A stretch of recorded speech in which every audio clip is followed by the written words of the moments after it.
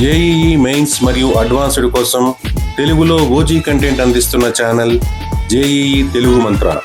వెంటనే సబ్స్క్రైబ్ చేసుకోండి. Welcome to JEE Telugu మంత్ర. ఈరోజు మనం స్ట్రక్చర్ ఆఫ్ ఆటమ్ గురించి తెలుసుకుందాం.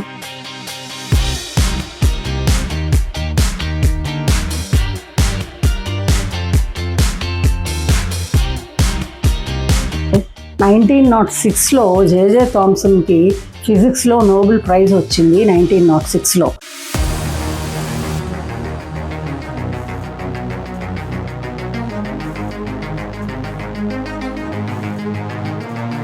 థామ్సన్ మోడల్ తర్వాత వచ్చిన నెక్స్ట్ మోడల్ రూదర్ఫర్డ్స్ మోడల్.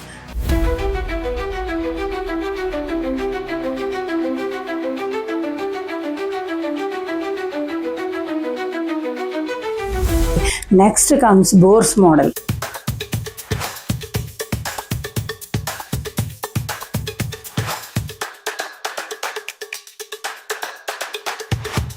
కానీ హైసెన్బర్గ్ ప్రిన్సిపల్ ఏమని చెప్తుంది?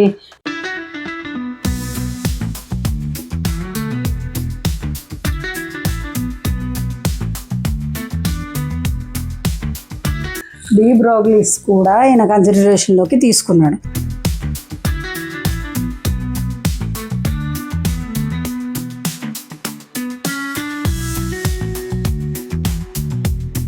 వెల్కమ్ టు జేఈఈ తెలుగు మంత్ర. ఈరోజు మనం స్ట్రక్చర్ ఆఫ్ ఆటమ్ గురించి తెలుసుకుందాం. స్ట్రక్చర్ ఆఫ్ ఆటమ్ తెలుసుకునే ముందర మనకి కొంచెం కన్ఫ్యూజింగ్ టర్మ్స్ కొన్ని ఉన్నాయి.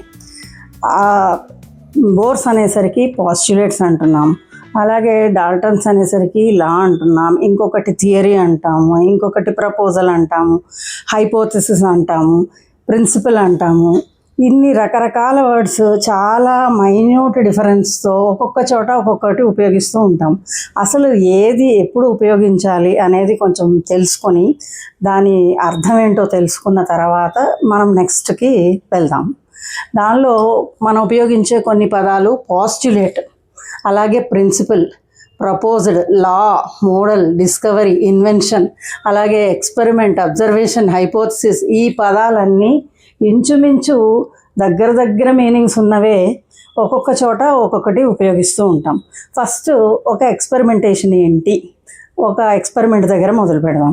కొంచెం మెటల్ పీసెస్ తీసుకొని దానిలో ఒక యాసిడ్ వేశాను. యాక్చువల్గా ఇప్పుడు నేను చేసిన పని ఏంటి అంటే దాన్ని ఎక్స్పెరిమెంట్ అంటాం. ఎక్స్పెరిమెంట్ తర్వాత అబ్జర్వేషన్ ఏంటి? అలా వేయగానే కొంచెం బబుల్స్ వస్తూ ఉంటాయి. రియాక్షన్ స్టార్ట్ అయిన తర్వాత ఆ బబుల్స్ ఏమై ఉంటాయి అనేది మనం ఊహిస్తాం. ఊహించేది ఏంటి? That is called hypothesis. అంటే ముందుగా మెటల్ మీద యాసిడ్ వేయడం ఎక్స్పెరిమెంటు, దానిలో బబుల్స్ వస్తున్నాయి అని గమనించటం అబ్జర్వేషను, ఆ వచ్చే గ్యాస్ ఏదై ఉంటుంది అని ఊహించటం హైపోథిసిస్, అండ్ ప్రెడిక్షన్. అది బబుల్ అయి ఉంటుంది, హైడ్రోజన్ అయి ఉంటుంది. కానీ మనకి హైడ్రోజన్ అని ఎలా తెలుస్తుంది? ప్రూవ్ చేయాలి. ఎలా ప్రూవ్ చేస్తాము? ఏదైనా ఒక బర్నింగ్ స్పింక్టర్ తీసుకెళ్తే పాప్ సౌండ్తో అది పుట్ ఆఫ్ అయిపోతుంది. పాప్ సౌండ్తో పుట్ ఆఫ్ అయిపోతే it is clearly it is hydrogen. So hydrogen అని కన్ఫర్మ్ చేయడం ఒకటి.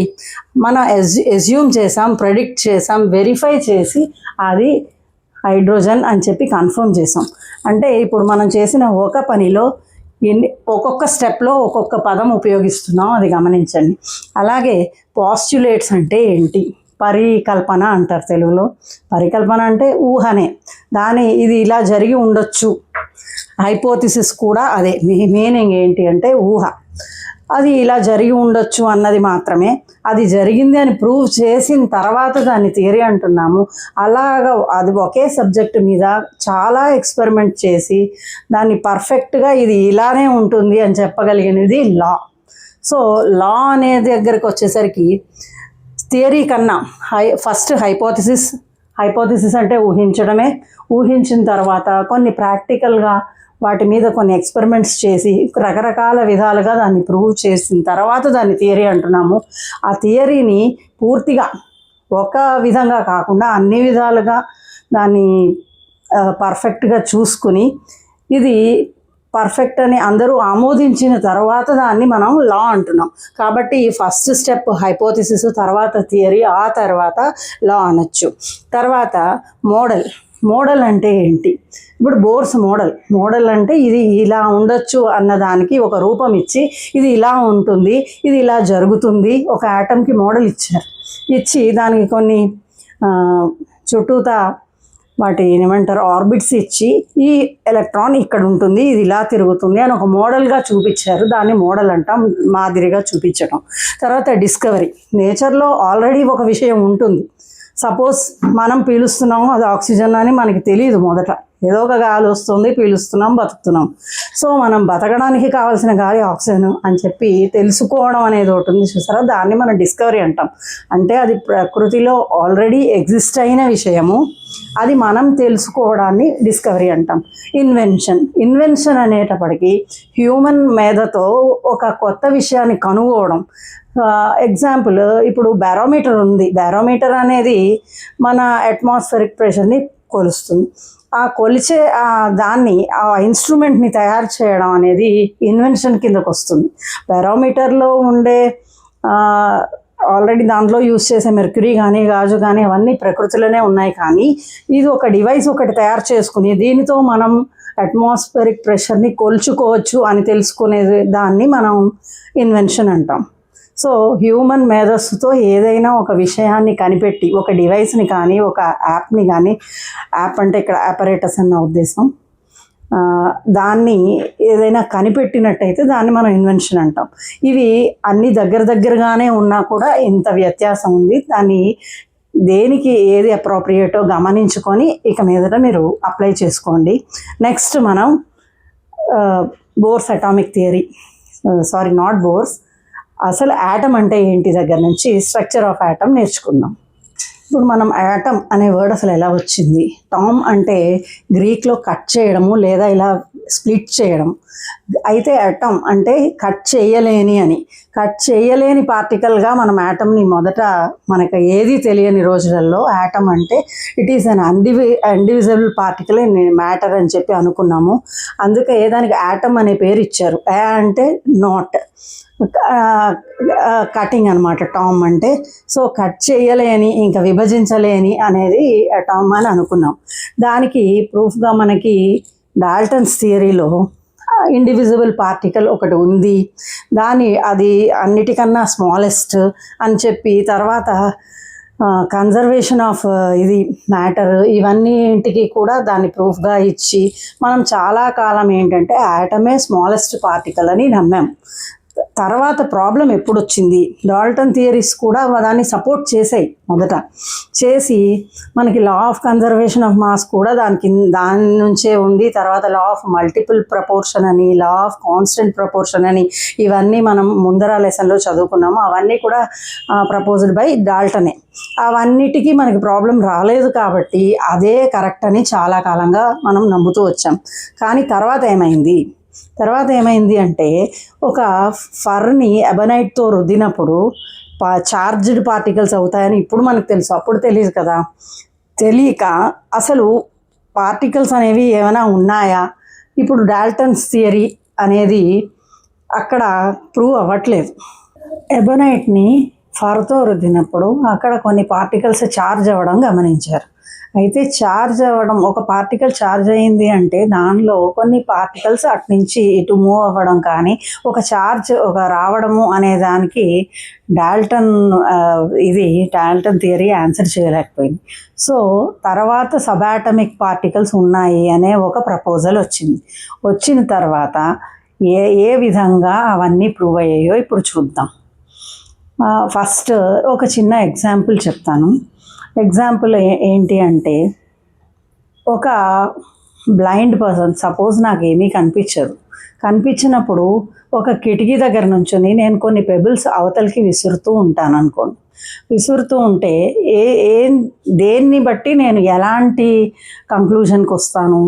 సపోజ్ ఇప్పుడు ఇక్కడ నుంచి నేను విసిరిన ఒక పెబుల్ అవతల వైపు వితౌట్ ఎనీ ప్రాబ్లం వెళ్ళిపోయింది అంటే అక్కడంతా ఖాళీ ప్లేస్ ఉంది అని అర్థం చేసుకుంటాను. అలాగే ఇంకొక పెబుల్ అక్కడ ఏదో ఒక దానికి తగిలి వెనక్కి పడింది అంటే అక్కడ ఒక అబ్స్ట్రక్షన్ ఉంది, దాన్ని కొట్టుకొని అది వెనక్కి వచ్చింది అంటే అక్కడ కిటికీకి ఒక ఓచనో ఏదో ఉంది, ఒక అబ్స్ట్రక్షన్ ఉంది అని అర్థం చేసుకుంటాను. అలాగా ఇలాంటివన్నీ అన్నీ కూడా ఇవన్నీ చూసే అంతటి పరిజ్ఞానం అప్పుడు లేదు కాబట్టి ఇలాంటి ఊహలన్నీ ఊహించి దాన్ని ప్రూవ్ చేయడానికి ప్రయత్నించారు. ఎవరు? ఫస్ట్ అసలు అటామిక్ స్ట్రక్చర్ గురించి నెక్స్ట్ చెప్పిన ఆయన జే థామ్సన్.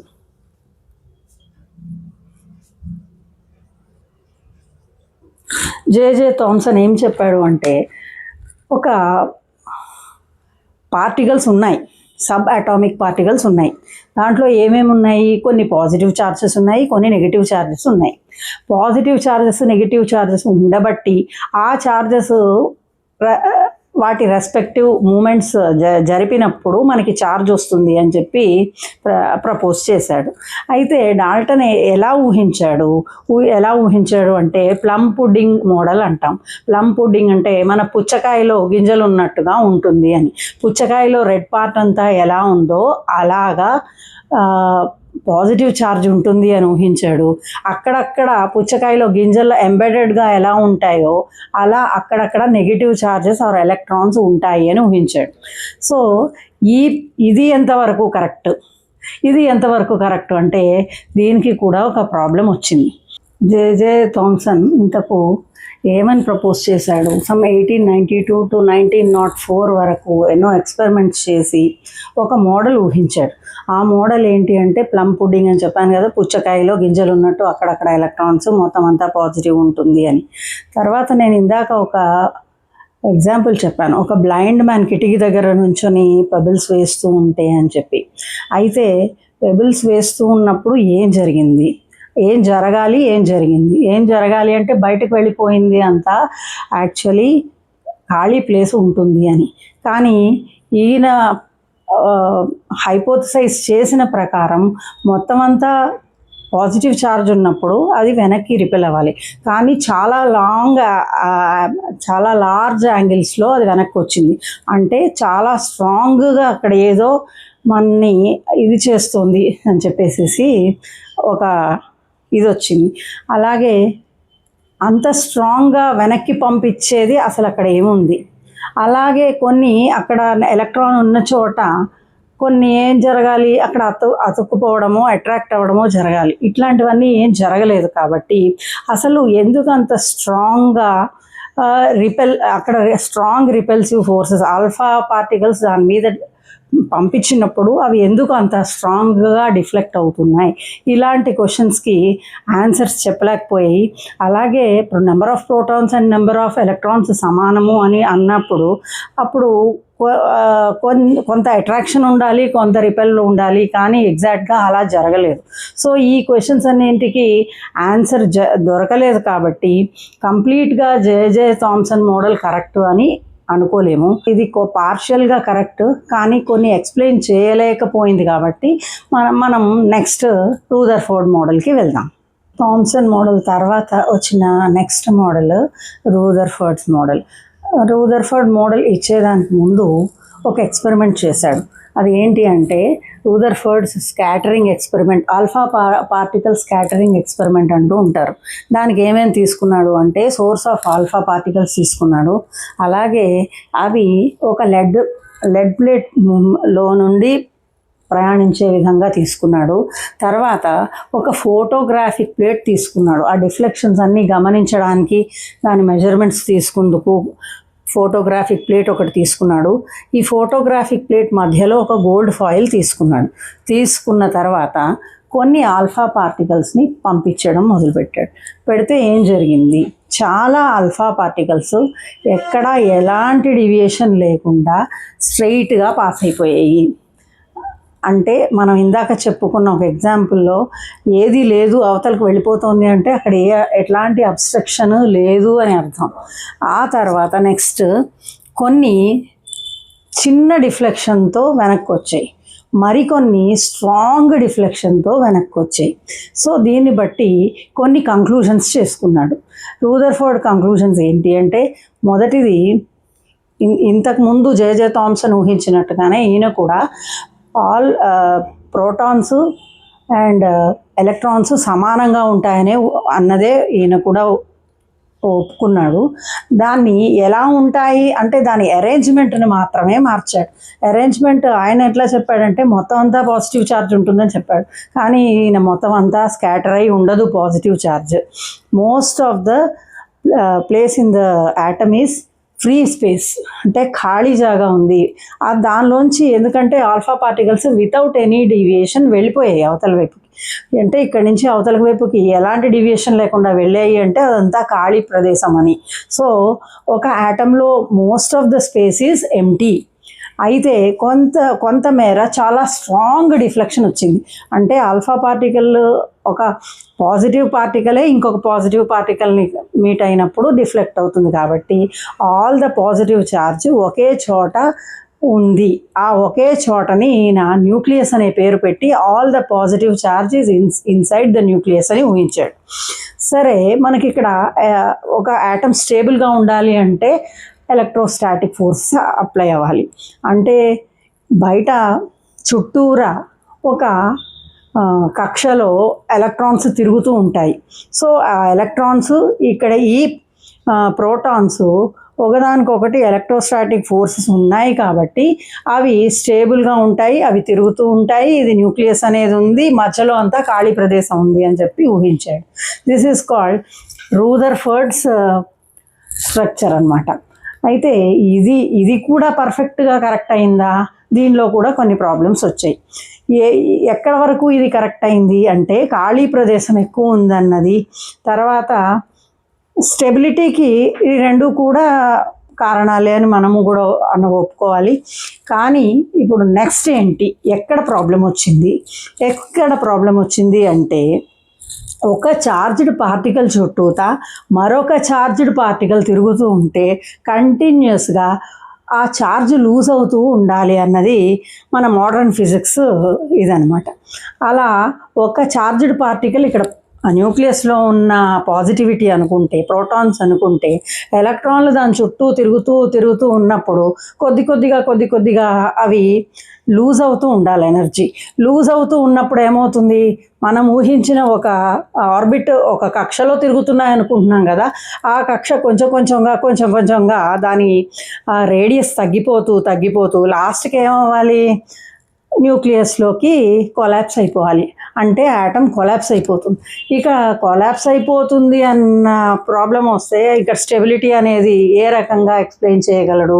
అందుకని ఈ రూదర్ఫర్డ్స్ మోడల్ కూడా కొంతవరకు మాత్రమే యాక్సెప్టబుల్, మిగతాది కొన్ని మళ్ళీ రిమైనింగ్ క్వశ్చన్స్ ఉండిపోయాయి, అన్ఆన్సర్డ్ క్వశ్చన్స్ ఉండిపోయాయి.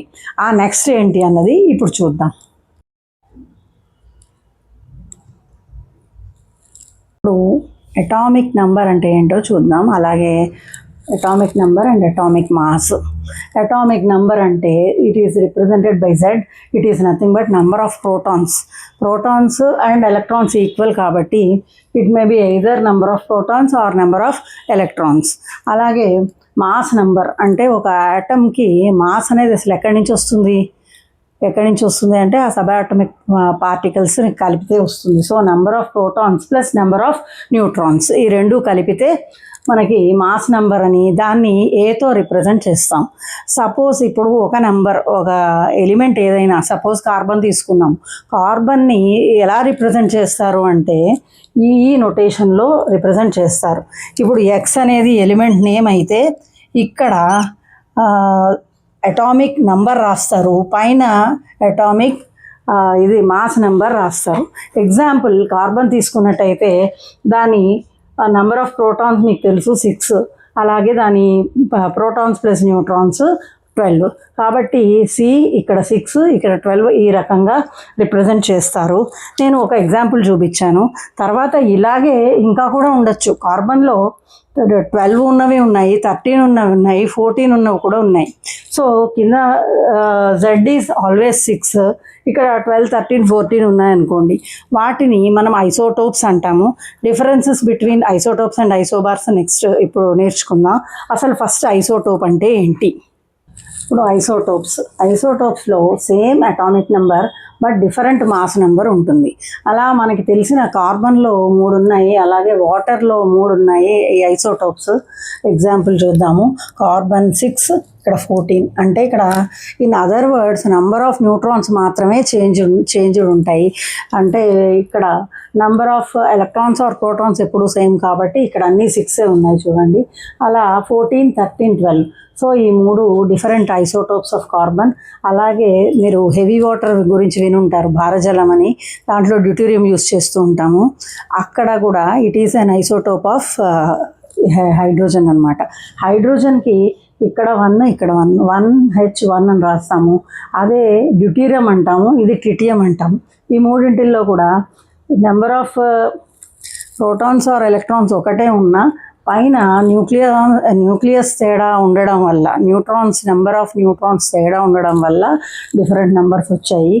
అలాగే క్లోరిన్ కూడా 2 రకాల ఐసోటోప్స్ ఉన్నాయి. 17 దాని Z, ఏ వచ్చేసరికి 35 అయింది, అక్కడ ఏ 37 ఉంది. సో కొన్ని ఎగ్జాంపుల్స్ రాశాను. ఇక్కడ మీరు ఇంకొకటి బాగా గుర్తుంచుకోవాల్సిన ఇంపార్టెంట్ విషయం ఏంటంటే, మనకి ఏదైనా ఒక రియాక్షన్ జరగాలి అంటే it is due to electrons.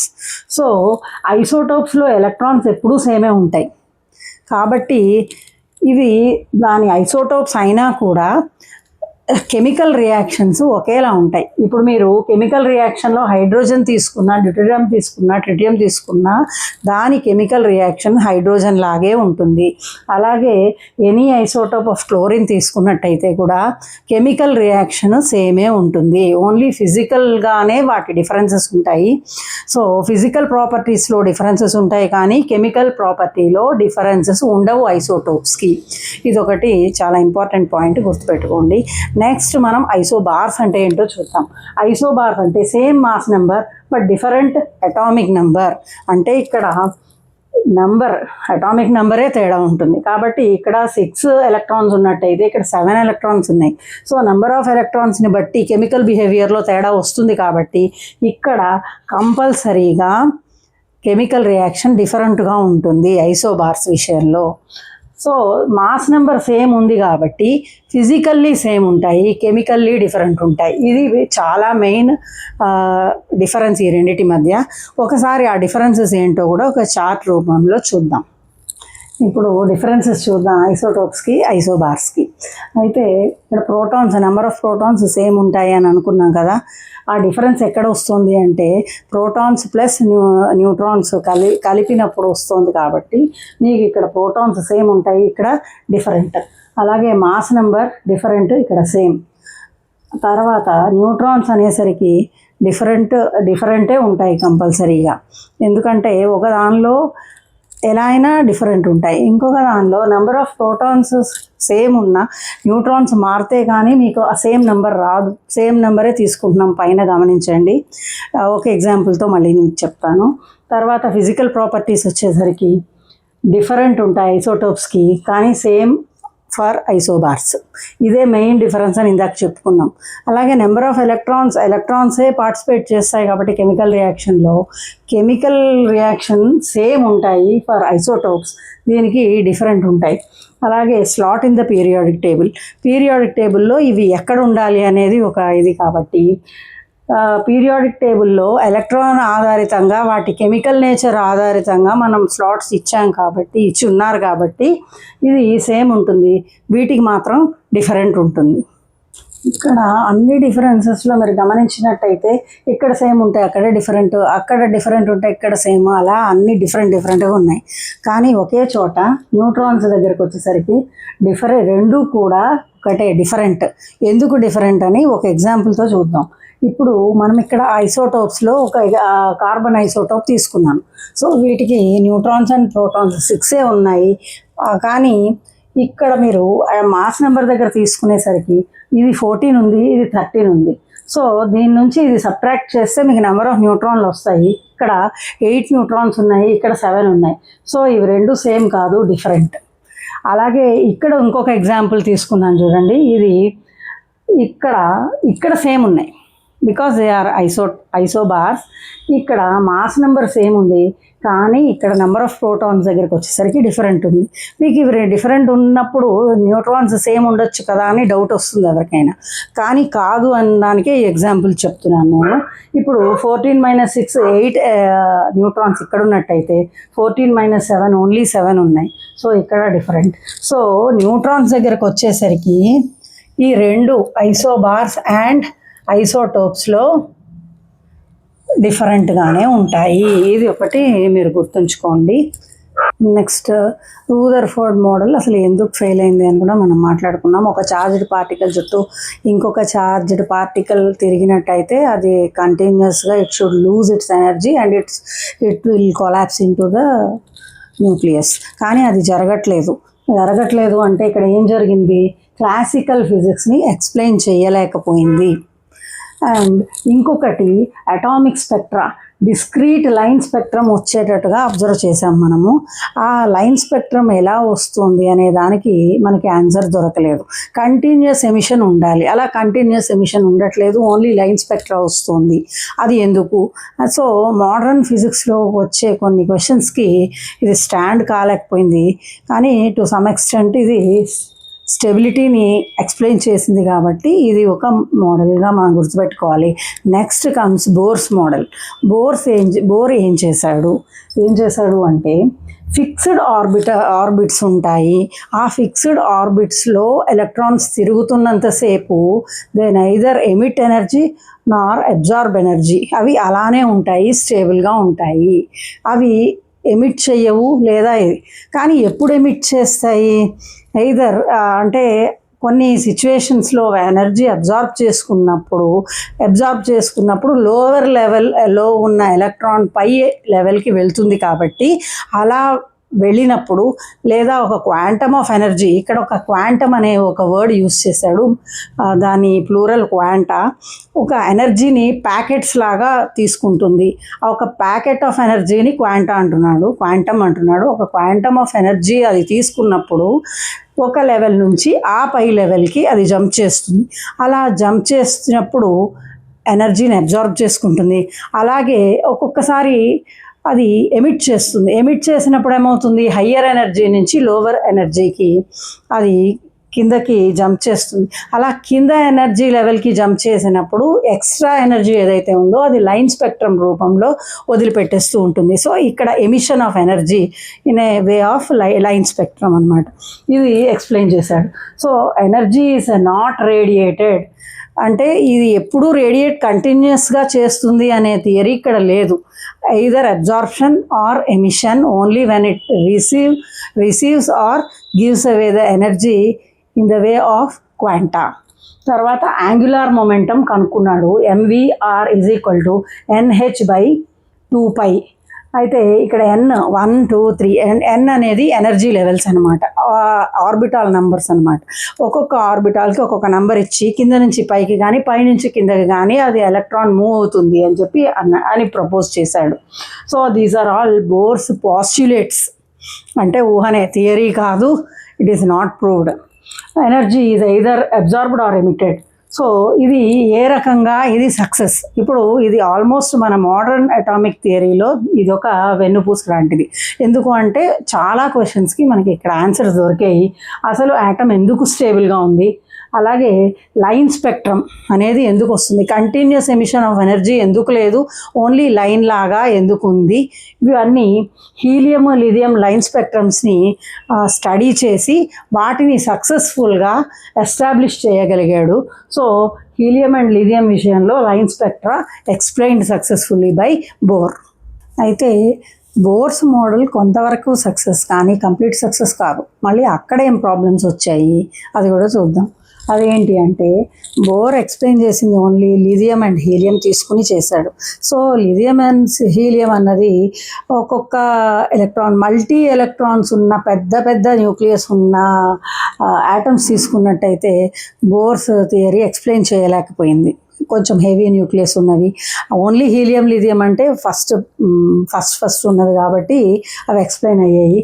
అలాగే జీమన్ ఎఫెక్ట్ అంటే స్పెక్ట్రల్ లైన్స్ ఇన్ మ్యాగ్నెటిక్ ఫీల్డ్లో స్ప్లిట్ అవుతాయి. అది ఎందుకు, అది దాన్ని మన బోర్స్ మోడల్ ఎక్స్ప్లెయిన్ చేయలేకపోయింది. అలాగే స్టార్క్స్ ఎఫెక్ట్ అంటారు. This is splitting of spectral lines in electric field. అలాగే ఎలక్ట్రాన్ పొజిషన్ అండ్ మొమెంటమ్. ఇప్పుడు బోర్ ప్రకారం ఏంటి అంటే, ఒక ఎలక్ట్రాన్ మూవ్ అవుతూ ఉంటుంది. ఎక్కడ మూవ్ అవుతుంది? దాని స్పెసిఫిక్ ఆర్బిటాల్లో మూవ్ అవుతూ ఉంటుంది. అయితే దాని స్పెసిఫిక్ ఆర్బిటాల్లో మూవ్ అవుతూ ఉన్నప్పుడు ఏంటి, దాని పొజిషన్ ఎక్కడుంది, దాని మొమెంటం ఏంటి అనేది మనం కనుక్కోవచ్చు అకార్డింగ్ టు బోర్.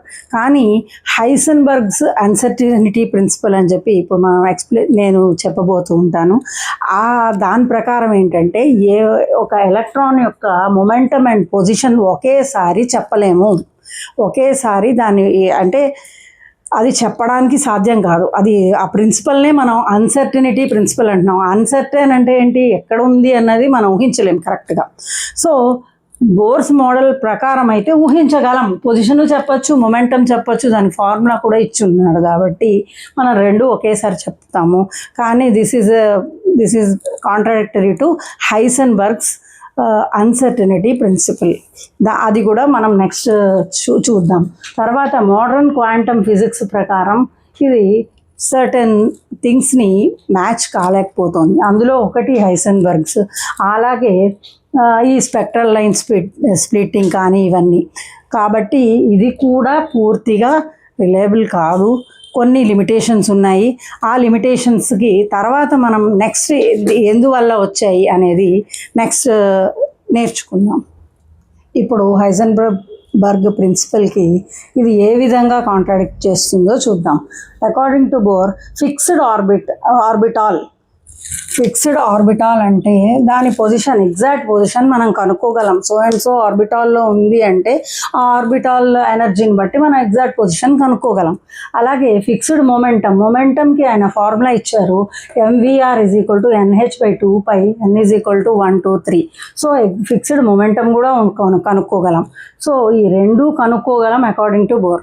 కానీ హైసెన్బర్గ్ ప్రిన్సిపల్ ఏం చెప్తుంది అంటే, మనం పొజిషన్ అన్సర్టనిటీని డెల్టా ఎక్స్గా తీసుకున్నట్టయితే, అలాగే మొమెంటం అన్సర్టనిటీని డెల్టా పి అని తీసుకుంటే, delta X into delta P must be greater than or equal to h/4π. కాబట్టి ఈ రెండు ఒకేసారి కనుక్కోవడం అనేది జరగదు. ఇది చాలా పెద్ద కాంట్రాడిక్షన్ అనమాట. డైరెక్ట్గా కాంట్రాడిక్ట్ చేయలేదు హైసెన్బర్గ్, కానీ అది దీనికి స్టాండ్ అవ్వట్లేదు అనేది అందరు శాస్త్రవేత్తలు అంగీకరించారు. అందుకని ఇది ఒక పెద్ద లిమిటేషన్ అయిపోయింది బోర్ మోడల్లో. మోడర్న్ క్వాంటమ్ ఫిజిక్స్లో మ్యాక్స్ ప్లాంక్ అని ఆయన 1900 సంవత్సరంలో ఒకటి కనుక్కున్నాడు. ఏంటి అంటే, ఎనర్జీ అనేది సింపుల్గా అలా కంటిన్యూస్ ఫ్లో ఉండదు. యాజ్ ప్యాకెట్స్, ఆ ప్యాకెట్స్కి ఆయన క్వాంటా అనే పేరు ఆయన ఇచ్చాడు. ఒక ప్యాకెట్ ఆఫ్ ఎనర్జీ తీసుకుంటుంది, లేదా ఒక ప్యాకెట్ ఆఫ్ ఎనర్జీని ఇచ్చేస్తుంది. దానికి ఒక ఫార్ములా కూడా కనుక్కున్నాడు. అది E అంటే చేంజ్ ఇన్ ఎనర్జీ, H. ఇది V కాదండి, న్యూ అంటారు, NU. ఇది E H అనేది ప్లాంక్స్ కాన్స్టెంట్. దాని వాల్యూ కూడా ఆయనే కనుక్కున్నారు, 6.626 × 10⁻⁻34 జౌల్/సెకండ్ అనమాట. ఈ ఎనర్జీని దీనిలో పెట్టినట్టయితే మనం ఈజీగా చెప్పుకోవాలి అనుకుంటే, ఒక quantum of energy either emitted or observed అనుకోండి. సపోజ్ ఇక్కడ మనం ఎమిటెడ్ అనుకుందాం. అయితే ఒక క్వాంటమ్ ఆఫ్ ఎనర్జీ వదిలినప్పుడు hν అనే అంత చేంజ్ వస్తుందన్నమాట. అలాగే 2 క్వాంటా అంటే 2hν.